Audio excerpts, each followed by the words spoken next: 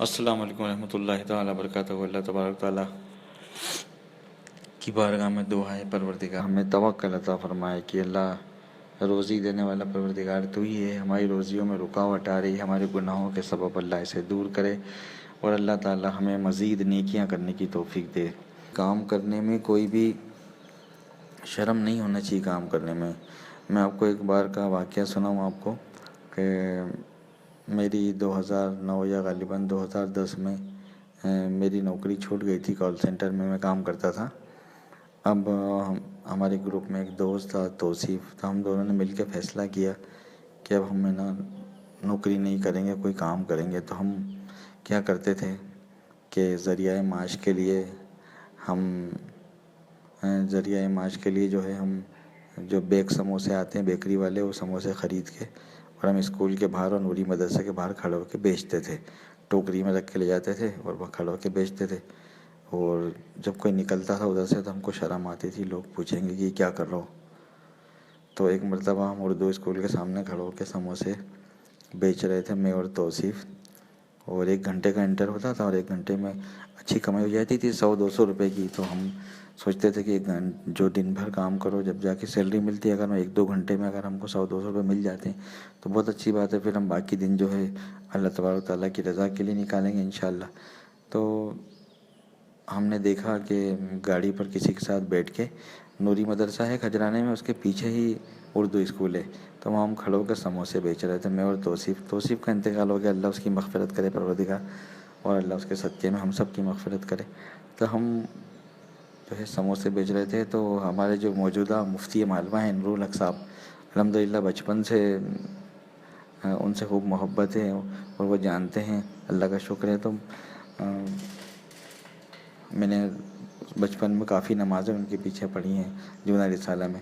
تو حضور مفتی مالوہ، جب آپ مفتی مالوہ نہیں تھے، نور الحق صاحب جو ہے شیخ الحدیث دارالعلوم نوری کے تھے، آپ نوری مدرسے سے جو ہے جا رہے تھے، تو ہم نے جیسے ہی دیکھا کہ حضرت آ رہے ہیں تو ہم نے منہ کے اوپر کپڑا ڈال لیا، ایسے رومال کو میں نے سیدھا کر لیا کہ حضرت نکل جائیں، کہ ہم کو حضرت کو دیکھ کے شرم آئی کہ حضرت بولیں گے سموسے بیچ رہا ہے۔ تو اب حضرت نے ہم کو دیکھ لیا مجھے، اور میں تھوڑا سا چھپنے لگ گیا، بچنے لگ گیا۔ تو حضرت، آپ یقین مانیے گا، حضرت گاڑی رکوا کے آنے کے بعد انہوں نے ہمیں سلام کیا، پھر ہم نے بھی سلام کیا، ان کی دست بوسی کری، تو حضرت مسکرانے لگ گئے، اور حضور مفتی مالوہ نور الحق صاحب فرماتے ہیں کہ کیا ہوا، کیوں چھپ رہے تھے؟ وہ ہم نے کہا حضرت سموسے بیچ رہے ہیں۔ تو آپ نے فرمایا حلال روزی کما رہا ہو نا، چوری تو نہیں کر رہا ہو؟ پھر آپ نے اسی موقع پہ ہمیں ایک حدیث شریف سنائی، کہ میں ایک حدیث شریف سناتا ہوں، اس کا مفہوم آپ نے بتایا کہ شاید حضرت کو یہ بات یاد بھی نہیں ہوگی، تقریباً 10-11 سال ہو گئے اس بات کو۔ تو حضرت نے حدیث شریف کا مفہوم بتایا کہ بیٹا، اللہ کے رسول فرماتے ہیں کہ وہ پوری بات تو مجھے یاد نہیں، لیکن صرف مین موضوع یاد ہے، اس لیے میں مفہوم بول رہا ہوں، کہ مفتی مالوہ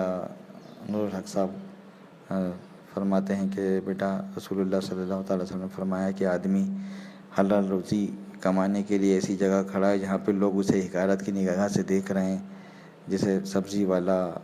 دودھ والا، تو جسے لوگ دیکھتے ہیں نا بری طریقے سے آواز دیتے ہیں، سبزی والے ادھر آؤ، تو اس ٹائپ سے ایک تھوڑا سا ان کو حقارت کی نگاہ سے دکھایا جاتا ہے، کہ ٹھیلے والا، تو مونگ پھلی والا، تو برف والا۔ تو آپ فرما رہے تھے کہ رسول اللہ فرماتے ہیں آدمی حلال روزی کمانے کے لیے ایسی جگہ کھڑا ہے